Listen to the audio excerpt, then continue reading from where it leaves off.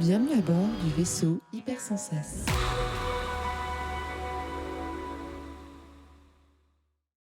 Bienvenue dans ce Croissant Outcast. Ici, on parle de BD, de manga, de comics, de webtoons qui sont disponibles en français. Ça peut être de tout, de l'international, du typiquement français. On est sur une émission un peu plus courte que d'habitude.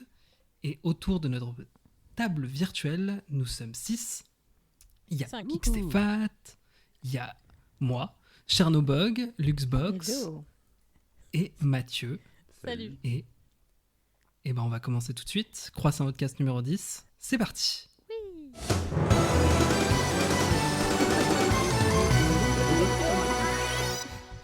Et on va commencer direct avec Chernobog. Allez, Ça te dit? ça marche, c'est parti. Aujourd'hui, je vais vous parler de Bibliomania. Alors, Bibliomania, c'est un one-shot en 336 pages, donc un petit pavé quand même, que vous trouverez au prix de 22,95 €, 23 €. Et alors, de quoi ça parle ? C'est une réécriture de Alice au Pays des Merveilles. Alors, dit comme ça on dirait pas. Bibliomania, on se dit ça va parler de livres. Eh bien oui.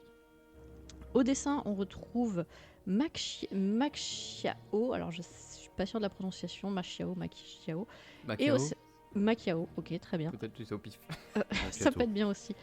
Et il y a l'écriture Orval, et on trouve ça chez Mangetsu. Donc cette réécriture d'Alice au Pays des Merveilles, c'est l'histoire d'une jeune fille qui s'appelle Alice, voilà, et qui se réveille dans une chambre, la chambre 431, une espèce d'hôtel. Elle est accueillie par un majordome qui est un petit peu bizarre. On voit bien que c'est pas une créature humaine, même si elle est humanoïde. Et donc elle veut sortir d'ici. Et là il lui explique, bah voilà, tu vas devoir remonter chambre par chambre. Donc tu es dans la 431, tu vas devoir faire la 430, puis la 429 et ainsi de suite jusqu'à la chambre 0. Elle dit bah ok, super facile. Mais non, il y a un twist. Le twist, c'est que chaque chambre est en fait comment on pourrait dire ça, est une chambre de punition d'une personne. Voilà, il y a un être humain qui va revivre un trauma, un cauchemar, un épisode de sa vie en boucle. Et donc elle va devoir traverser cette chambre, donc explorer les traumas de toutes ces personnes. Et à chaque chambre qu'elle traverse, son corps va pourrir un petit peu plus. Et comme ça, donc de 431 jusqu'à 0. Bien sûr, il va y avoir des twists, puisque Alice n'est pas n'importe qui. Déjà, on se doute par rapport au conte d'origine que cette Alice a des pouvoirs particuliers. On prend en référence ce qu'on sait de l'histoire originelle et on essaie de la transposer, mais on s'en détache assez vite, puisque dans la première partie de l'histoire, on a Alice qui remonte les chambres, et dans une deuxième partie, elle sort bien sûr, puisque si le but c'est qu'elle sorte, on demanderait bien être remboursé si à la fin du livre elle sortait pas. Elle sort, mais ça ne s'arrête pas là. Il se passe énormément de choses, on va en savoir un peu plus sur Alice, sur qui est le majordome, sur quel est cet endroit, et pourquoi on parle sans arrêt de bibliomania, quel est le rapport avec les livres. Donc, un univers vraiment particulier, avec ses propres règles du jeu. On ne sait pas si on est dans une dystopie, si on est dans le futur, dans le passé, on ne sait pas trop.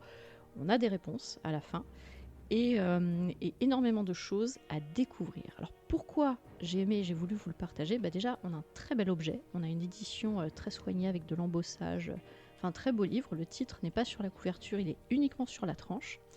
Des twists, énormément de twists. Voilà, le parcours qui paraît simple, et en fait, il y a plein de contre-pied à l'écriture. On se dit, est-ce que l'héroïne, ça doit faire tourner la tête. Oui, ça fait tourner la tête. C'est un peu Alice au Pays des Merveilles. Ça marche plutôt bien. Et surtout, il y a un rythme qui est fou. C'est qu'on commence et on le lâche plus. Même bien qu'il y ait plus de 300 pages, c'est très difficile de le lâcher avant la fin. Et enfin, pour finir, c'est hyper beau. Non seulement c'est un bel objet, mais quand vous tournez les pages, les dessins sont fins, sont magnifiques. Autant il y a des choses qui vont être très fouillées, autant il y a des doubles pages qui vont avoir à peine quelques traits. Et à chaque fois, c'est au service de l'histoire. Donc c'est vraiment un très très bon équilibre. Et un classique pour moi qui change, si on aime la science-fiction, fantastique, horreur, ça change de Junji Ito. Alors on aime bien Junji Ito, mais c'est bien de proposer d'autres choses, et celui-là il change vraiment, il est très très cool. Voilà pour moi. Ok, Ok, tu peux rappeler l'auteur? Oui, c'est Orval et Mac Chiao. En tout cas, ouais, Ok. tu m'as rendu bien curieux sur ce truc-là. J'avoue que j'en avais jamais entendu parler. Cool. Et ouais. En plus, je crois que c'est une belle édition. Je crois que la couverture, elle est un peu effet En relief, tout à fait. en relief, ouais. C'est un Non, c'est un petit beau livre rouge, format grand manga en fait, donc ouais, ou beaucoup plus grosse poche, rouge rigide avec tout en relief, et ça représente le Bibliomania, le livre qui est au cœur du livre. Voilà. Oh là là, Trop cool. l'inception du bouquin. Inception Ouais, du bouquin. Ouais. À un moment donné, on se rend compte qu'on a le livre dans les mains. Donc ça sert l'histoire, ça aussi. Très cool. Trop sympa. Très bien. Bah, merci beaucoup. Xtefat, vu que tu parles beaucoup, bah, à toi de nous dire ce que Un tu as jour, tu lu. diras bien. Un jour, les gens diront bien mon pseudo, mais bon. Je le répéterai inlassablement. Mais bon, Je suis c'est pas dyslexique, c'est pas ma faute. grave. Oh, entre Fat et Fate. Va falloir faut nous donner des cours. En fait, ouais, je vais faire je vais écrire mon pseudo en phonétique. C'est une bonne idée. Alors, bah du coup, moi, je vais vous parler d'un livre qui est sorti relativement récemment, si je dis pas de bêtises, mi-octobre, si mes souvenirs sont exacts. Je vais vous parler de Drome, écrit par Jesse Lonergan et édité chez 404 Graphiques, qui ont toujours des super idées, des super belles trouvailles dans ce qu'ils vont proposer au public, avec toujours des superbes éditions. Et avec des prix aussi vraiment très abordables vu la qualité des livres et en plus des récits d'ailleurs. On est sur du coup un livre à 29,90€ qui se trouve du coup très facilement. Je retrouve la date de sortie, c'était le 18 septembre pardon. De quoi que c'est donc ça nous parle en fait c'est une œuvre très fable d'une certaine manière, enfin presque très fable, parce qu'en fait on va retrouver une forme de dieu qui n'est pas si malfaisant ni si bon que ça. C'est un peu si Dieu se faisait chier et Dieu joue aux billes et crée la vie. Et du coup, il commence à créer une planète, puis à créer une forme d'Adam et Ève, puis à créer les animaux, les monstres, les humains, enfin tout ça, et qui vont du coup doucement naître selon sa propre volonté. Et je peux pas trop en parler sans préciser qu'en fait tout ça est dessiné. Il y a un jeu de cases, un jeu de dessin qui est extrêmement bien fait, où quand il va créer des choses, il y a les fils telle une marionnette qui crée quelque chose, qui traverse les pages pour arriver jusqu'au sol de la terre. Il y a plein de choses comme ça et c'est un livre très très beau à ce niveau-là, j'en reparlerai un peu après. Et donc après, au fur et à mesure, il va commencer à créer la vie et créer les humains, créer une société, les humains qui vont créer leur société, et aussi leur créer du coup des dieux ou des demi-dieux, qui aussi pourront éventuellement se battre contre leurs propres géniteurs, et voire même aussi du coup des ennemis des dieux, de ces demi-dieux, et aussi l'amour. Et en fait c'est un peu ça, c'est un peu était une fois la vie d'une certaine manière, avec un dieu qui joue aux billes, qui s'ennuie, qui joue et qui regarde un peu comme Dewey regardait ses soldats dans Malcolm. Toi tu vis, toi tu vis, toi tu crèves. C'est un peu ce qu'il essaye de faire. Il essaye de faire ça, et en plus quand il voit que tout se passe bien, il va rajouter un petit truc qui fout la merde parce qu'il s'ennuie un peu trop et que tout se passe bien, et quand tout se passe mal, il est bien content de regarder tout le bordel qu'il a créé. Donc il a un petit côté malfaisant quand même, quelqu'un qui joue vraiment. Mais vraiment, tout ce récit est incroyablement beau, que ce soit au niveau des couleurs ou des idées pour mettre en scène la vie de ces endroits-là. Il y a peu de dialogue au final, hein, c'est beaucoup ça peut faire penser beaucoup à Saison de sang de Simon Spurrier, dont on a déjà beaucoup parlé dans le podcast auparavant, qui est une de mes œuvres préférées d'ailleurs, qui donc du coup va animer cette vie. En fait, plus le livre avance, plus il y a des couleurs vivaces et plus on voit ces personnages vivre, et plus ils vont se rapprocher vers la mort avec les couleurs sombres, et puis la manière de les emmener vers une forme d'au-delà de l'espace, de vie et mort. Enfin bref, ça a vraiment un côté vie et mort de l'homme et de l'humain d'un point de vue grande société, et de manière qui ressemble vraiment beaucoup à une fable, plus qu'à nous raconter une histoire précise de gens, même s'il y a une très belle histoire d'amour dedans, entre deux, entre guillemets, monstres, un demi-dieu et une forme de monstre, qui vont s'aimer, ce monstre qui aura tué d'autres êtres humains, qui essaie de se venger, mais parce qu'il essaie juste de survivre. Enfin bref, il y a un côté très basique dans les instincts primaires, très primaire dans certains instincts, et qui est très bien représenté. Et bref, c'est une lecture que j'ai beaucoup appréciée, qui peut ne pas plaire à tout le monde pour autant, parce que c'est pas, on est là pour vous emmener dans un univers, là pour vous échapper d'une certaine manière dans un certain univers, et ça est plus que de vous raconter une histoire très compliquée, etc. Mais même s'il y a un côté très philosophique dans cette histoire-là, un peu, enfin je mets des guillemets à philosophique, c'est un peu un gros mot d'une certaine manière dit comme ça, mais un côté qui ça fait réfléchir façon de qu'est-ce une fable. En fait, c'est un peu le cœur d'une fable, totalement, c'est de rajouter un peu les niveaux de lecture que l'on souhaite y voir quand on va la lire, et la richesse qu'on peut y apporter. Donc voilà pour moi et pour Drôme. Donc de Jessie Lonergan. Top. Donc il était une fois la vie cosmique qui n'a rien à voir avec le département français. Non, en effet, ça n'a rien à voir avec le département français. Je vais dire le 39 au pif. Non, je ne sais rien du tout. 39. Est-ce que quelqu'un peut googler? Je suis en train de le faire. Département 39. Ah non, c'est le 26. Non, à 13 près. Ouais, c'est le Jura, le 39. Bon. C'était sur la table de 13, je me suis trompé entre 39 et 26. Ouais, franchement, c'est la même table de 13. Près, Très bien. Et sur cette jolie description, Mathieu, c'est ton tour. Ok. Dis-nous de quoi tu vas nous parler. Eh ben, aujourd'hui, je vais vous parler de 109 de Jean-Christophe Chauzy. Donc c'est publié Du chez... coup, plus 1, ça fait 110 ou c'est 109 Ah, tu l'as déjà faite, celle-là. Ah oui, Oui, mais mais il l'avait fait en 109 ou Pardon. pas? Les gens vont pas entendre. Bah, très bonne blague de XT. Et je sais pas quoi lui répondre en plus. Donc du coup, c'est publié chez Casterman, ça fait 250 pages et ça coûte 26,90 €. Voilà, je vous ai donné les détails, je leur dirai à la fin. Donc c'est un récit autobiographique qui donc nous raconte l'histoire de l'auteur qui est au moment du Covid, en fait, alors que sa vie est pleine de projets, achat de maison, les enfants qui grandissent, etc. Il se voit diagnostiquer une myélofibrose, donc c'est une maladie grave de la moelle osseuse qui donc ça perturbe la production des cellules sanguines, entre autres des plaquettes. Donc voilà, le pronostic vital est engagé, c'est un truc très très grave. Et donc seule une greffe de moelle pourrait éventuellement le sauver, mais il n'y a même rien de sûr, quoi. Et il se trouve que sa sœur est compatible, donc il aura cette greffe de moelle. Donc s'ensuit toute une série de séjours à l'hôpital, donc notamment dans des chambres stériles et tout. On voit vraiment le quotidien de cet homme, en fait. Ça nous raconte donc tout le chemin vers la rémission, que ce soit, et on voit le chemin, ce que ça provoque sur lui physiquement et psychologiquement, et toute l'angoisse et la souffrance, mais aussi du coup l'espoir, puisqu'il a vraiment envie de vivre. C'est hyper bien retranscrit en fait dans le dessin et dans les couleurs, donc avec un noir et blanc assez froid et des pages de rouge qui auraient... Et les touches de...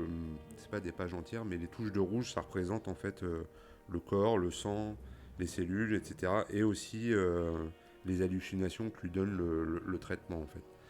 Donc voilà, donc il se fait greffer la moelle, et il voit dans cette greffe de sa sœur un peu un côté mystique, donc qui l'amène à une possible guérison, quoi. Donc voilà, moi j'ai choisi ça parce que c'est vraiment donc une superbe BD, vraiment hyper touchante et hyper poignante. Ça nous montre le combat d'un homme face à la maladie, mais ça rend aussi beaucoup hommage à l'entourage, et pas le groupe de rap, l'entourage médical, amical ou familial.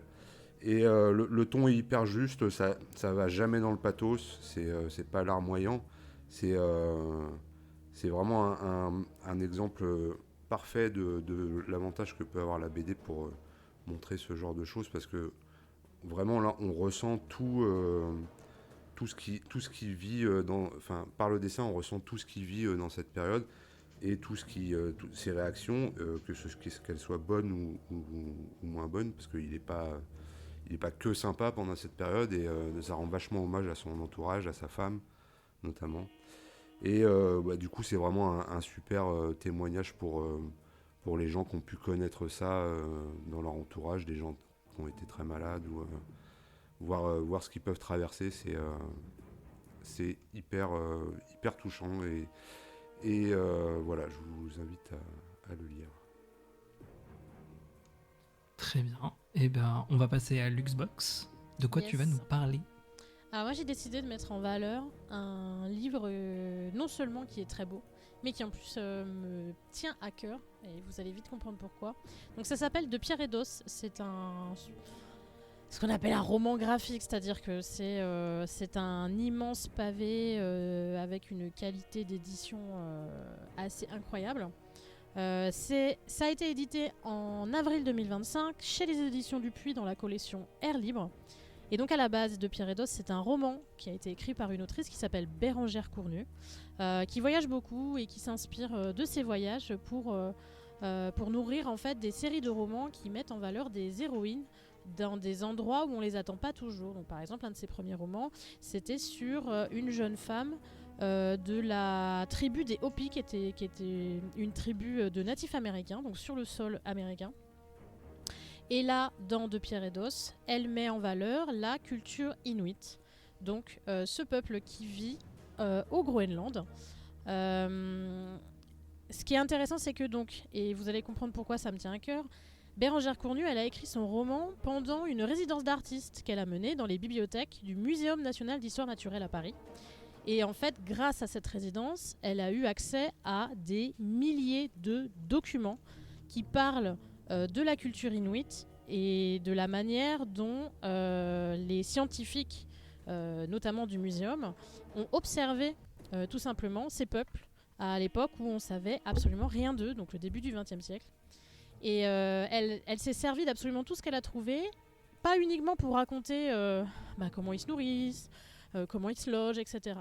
Mais aussi pour raconter tout ce qui est les pans de la culture qu'il est presque, j'ai envie de dire, difficile de coucher sur du papier.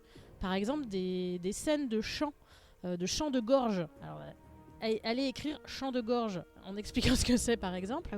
Ah oui. Et qui sont en fait des moments clés de la culture inuit au sein des tribus, etc., des villages. Tout ça, les scènes aussi, les transes des chamans, elle en parle dans ce roman. Et donc, Jean-Paul Krasinski, qui est donc le dessinateur de l'adaptation de De Pierre et d'Os, c'est un illustrateur de très grand talent. Il est passé par la publicité, il a travaillé aussi au sein de maisons d'édition. Alors par exemple, il est réputé pour avoir illustré des jeux de rôle. Et au début des années 2000, il est passé à la BD dans tout un tas de domaines, on va dire, divers et variés. Et donc voilà, il s'est posé sur ce projet après être complètement tombé amoureux du roman. Et il a travaillé en étroite collaboration avec l'autrice du roman original. Il s'est également rendu au Muséum national d'histoire naturelle pour voir des photos, pour voir des dessins, pour voir toutes les images qui pouvaient nourrir son imaginaire. Et cette adaptation est aujourd'hui un gros pavé. C'est un bébé de 200, un peu plus de 200 pages. Et combien de kilos ? Au moins 200, vu le poids qu'il a fait dans mon sac. Ah oui, quand même. Donc je vous ai même pas dit encore ce que ça racontait. De Pierre et d'Os, ça raconte le chemin. En fait, l'héroïne s'appelle Uxuralik. Elle est donc. Pas Pierre. Quoi ? Il s'appelle pas Pierre. Ah putain. De Pierre Non. et d'Os. Je pense qu'il s'appelait Pierre. Ça valait vraiment le coup de me couper pour ça. On n'est pas dans... On n'est pas dans gay. Bref, donc Uxuralik est une jeune fille qui va être séparée tout simplement, elle va être séparée de sa famille parce qu'un jour, alors qu'elle est dehors, la banquise se rompt et dans la tempête, la partie de la banquise avec toute sa famille disparaît au loin et elle se retrouve seule, en proie aux éléments, et elle va devoir survivre. Elle est livrée à la solitude, elle est livrée à la violence de l'environnement parce qu'on parle quand même d'un désert de glace. Heureusement, elle a des rudiments de survie parce que être une femme inuit, même si tu es en famille, t'apprends des trucs utiles. Donc voilà, donc elle va commencer un voyage pour survivre, elle va croiser des gens d'autres villages. Enfin, je parle de villages, mais finalement, ils sont surtout beaucoup nomades. Mais voilà, et donc elle va grandir, elle va devenir une femme, elle va devenir une chasseuse, elle va devenir mère, elle va devenir chamane. Il va lui arriver tout un tas de choses. Évidemment, elle va être confrontée à la cruauté de l'environnement, mais elle sera surtout confrontée à la cruauté des humains et surtout des hommes, hein, wink wink. Et bref, c'est tout un voyage, au sens propre comme au sens figuré, pardon. Et c'est magnifique. C'est vraiment très très beau. Les cases, donc c'est pas mal aquarelle avec un trait un peu sombre pour les contours. Et vous avez des pages avec des aurores boréales. Vous avez des pages avec des trans chamaniques. C'est magnifique, c'est incroyable et c'est vraiment déjà le roman m'avait énormément plu et donc ça me tient à cœur parce qu'en fait j'avais travaillé avec Bérengère Cournu dans le cadre de mon travail quand elle préparait ce roman. Quand je l'ai lu, j'ai été immédiatement séduite parce que pour moi c'est vraiment un très bon roman. Et là, cette adaptation en BD, elle me ravit. Je trouve que tout est beau et voilà, et j'ai envie que vous la lisiez parce que non seulement vous allez apprendre des choses sur les Inuits, mais en plus vous allez suivre un destin de femme incroyable et peut-être que ça pourra vous inspirer. Voilà. Et donc comme j'ai dit, 208 pages et c'est 28 €, donc c'est un peu cher entre guillemets, mais c'est surtout extrêmement beau et de très bonne qualité. Voilà. Ouais, j'ai les planches devant moi, en effet, c'est vrai que ça a l'air quand même, enfin c'est vraiment assez joli. Ouais. Moi, ça m'a donné envie aussi. Je vous prêterai pas le mien parce qu'il est dédicacé. Alors.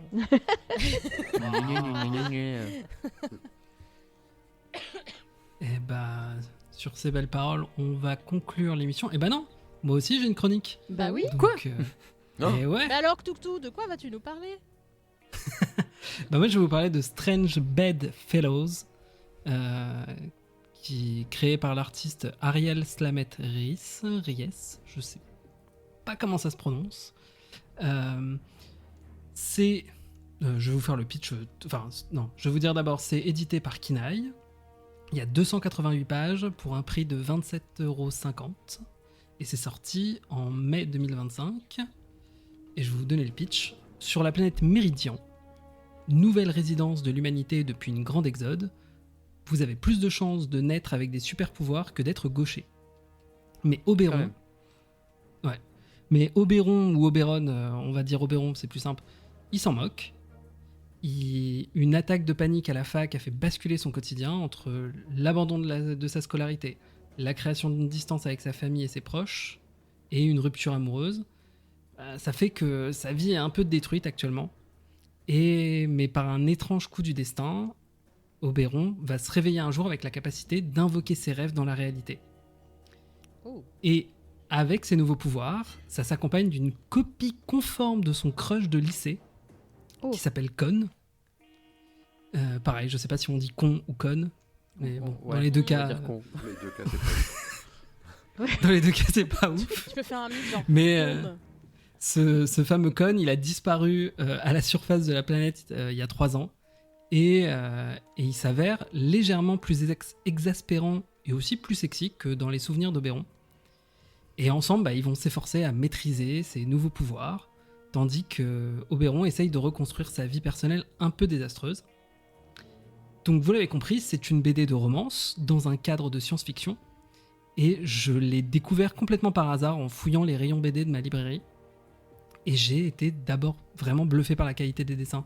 C'est vraiment super beau, c'est rempli de couleurs pastel dans tous les sens. Enfin, que ce soit les personnages ou la planète Méridian en elle-même, c'est un pur délire solarpunk qui donne de l'espoir, on en prend plein les yeux. Et quand on visite les rêves d'Oberon, ou quand il se mêle au monde réel, c'est vraiment super beau. Le style d'Ariel, ça a un petit côté décor de Steven Universe, pour les connaisseurs.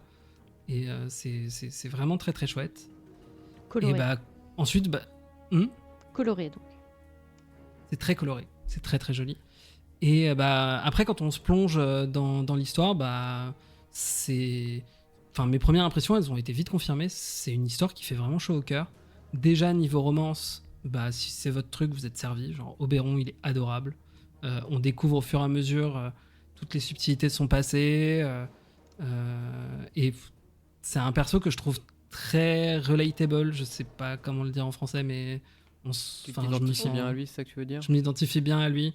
Surtout en plus, moi qui suis assez anxieux, on a de ça en commun.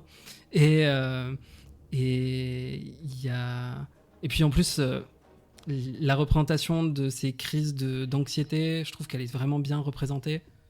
J'avais vu une interview d'Ariel, l'auteuresse, qui disait que c'était justement pendant une période où elle faisait beaucoup de crises qu'elle a eu l'idée de Strange Bedfellows, et ça se sent dans l'écriture.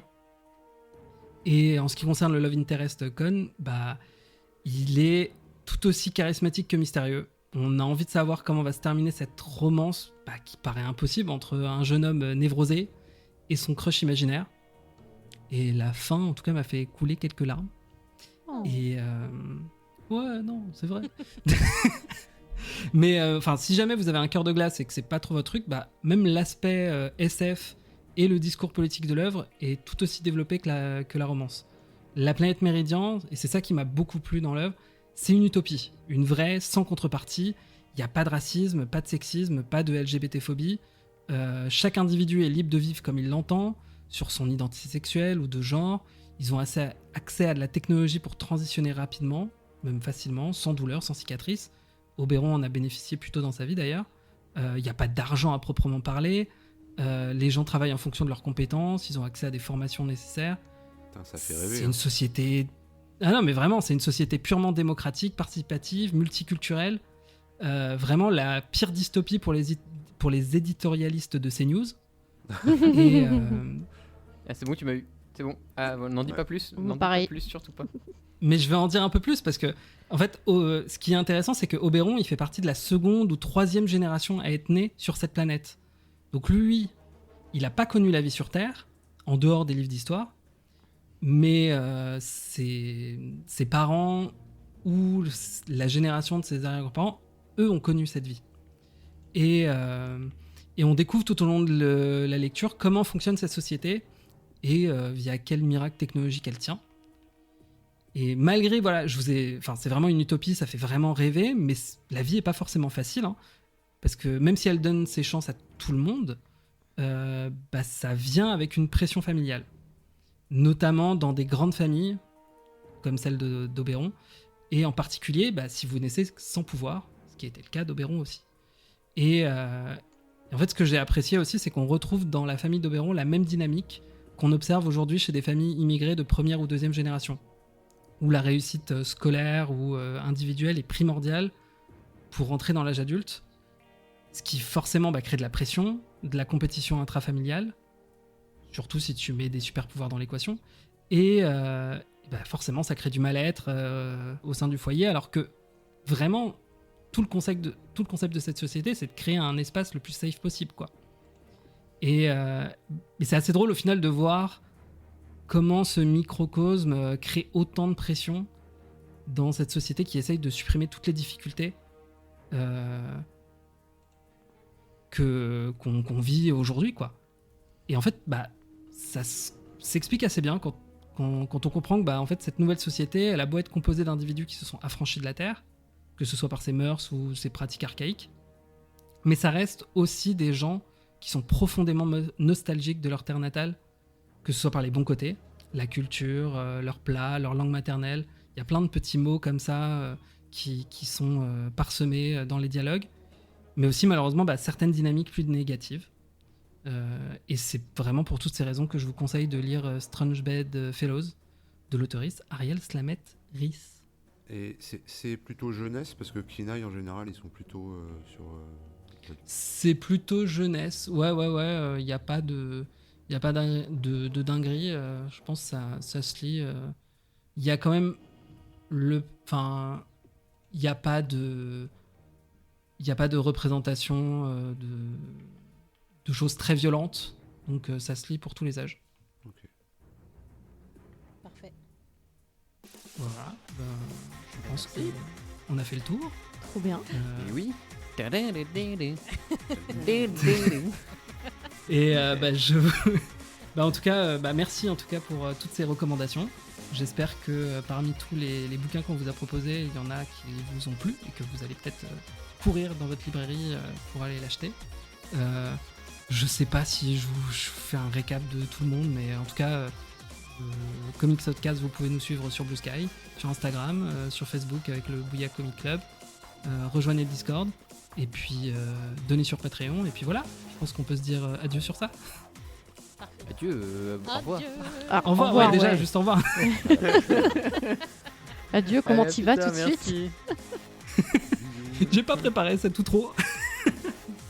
Allez, bonne soirée et bonne journée à tous. À très bientôt sur les ondes de Bye. Comics Podcast.